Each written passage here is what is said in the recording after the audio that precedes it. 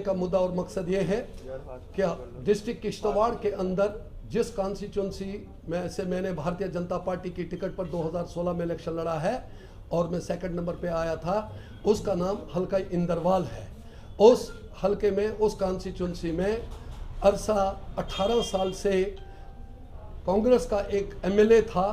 कि जिसने उस कॉन्स्टिट्यूंसी को और उसके जितने भी वर्करान ने लूट खसूट करके, चाहे वो सड़कों के माध्यम से हो, पानी के माध्यम से हो या कई और डेवलपमेंटल तरीके के माध्यम से हो, लूट खसूट करके उसका बुरा हाल किया था। मैं शुक्रगुजार हूं भारतीय जनता पार्टी, अपनी पार्टी की सरकार का, कि जब 2014 में भारतीय जनता पार्टी की सरकार वजूद में आई, तब लोगों ने वहाँ की सड़कें देखी, तब लोगों ने वहाँ पीने के लिए पानी देखे, तब गरीबों को रिलीफ्स मिले, किसान भाइयों को तब उनके खातों में पैसे पड़े। और इतना ही नहीं, मैं आपसे ये कहूँगा कि हर एक गरीब और हर एक किसान को गोल्डन कार्ड की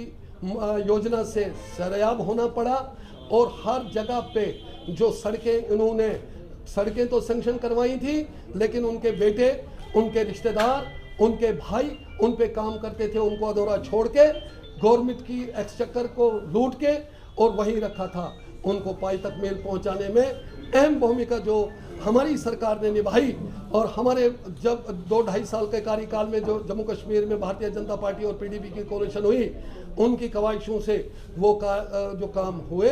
वो अंजाम देने में उन्होंने जो भूमिका निभाई, वो आज मैं उनको बधाई देता हूँ उन लोगों को। साथ में मैं आपके माध्यम से ये बताना चाहूँगा कि एमजी नरेगा जो लॉन्च हुआ है उनकी सरकार में, जो कांग्रेस की सरकार थी, लोगों को पूरे वेजेस नहीं मिलते थे, मटेरियल का पैसा नहीं मिलता था, लोगों को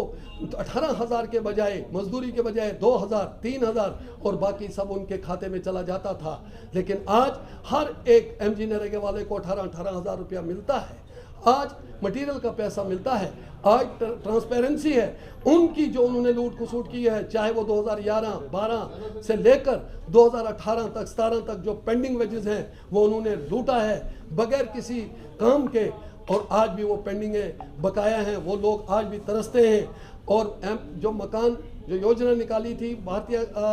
जनता पार्टी की केंद्र की सरकार ने कि जिसको छत नहीं उसको छत दिया जाएगा, PMAY उसका नाम रखा गया है, लेकिन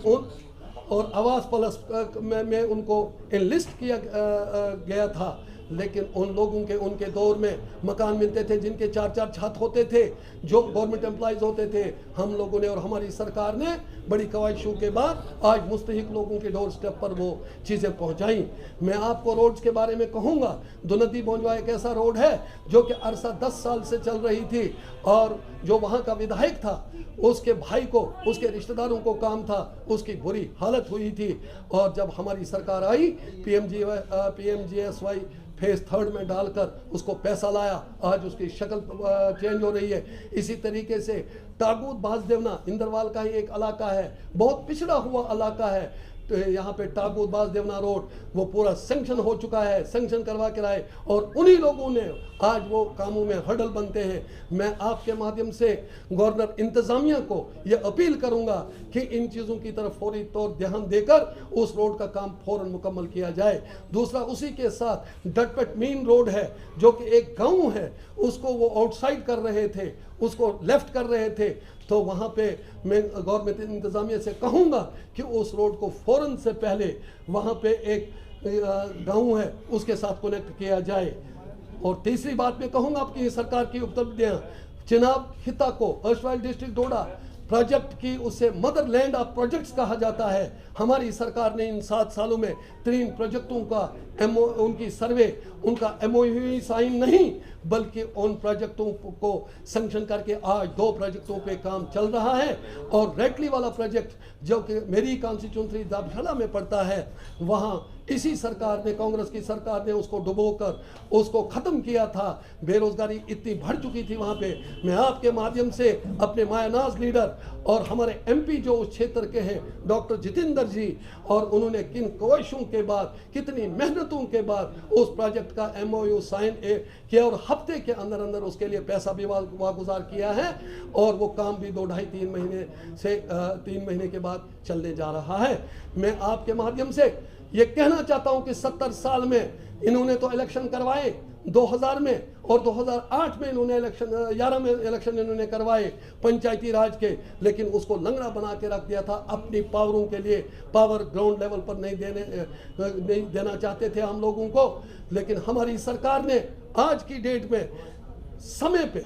पूरे समय पे, चाहे वो पंचायती इलेक्शन हो, चाहे ब्लॉक डेवलपमेंट काउंसिल का इलेक्शन हो, चाहे डिस्ट्रिक्ट डेवलपमेंट काउंसिल का इलेक्शन हो, वो मुकम्मल करवा के एक मैसेज दे दिया कि हाँ ये हिंदुस्तान एक सेकुलर मुल्क है, हिंदुस्तान एक सेकुलर मुल्क है, और हमारी पार्टी जो कहती है वो करके दिखाती है। मैं आपके माध्यम से इतना कहूँगा कि आज लोग सरकार की द्वारा बहुत खुश हैं, खासकर फार फ्लंग एरियाज के लोग, दूर दराज इलाके के लोग, जिनको पढ़ाई की कोई सुविधा नहीं थी, जिनको स्कूल नहीं थे, कॉलेजेस नहीं थे, आज हर जगह पे कॉलेजेस भी बन रहे हैं, स्कूल भी बन रहे हैं, डिस्पेंसरियाँ भी खुल रही हैं। इतना ही नहीं,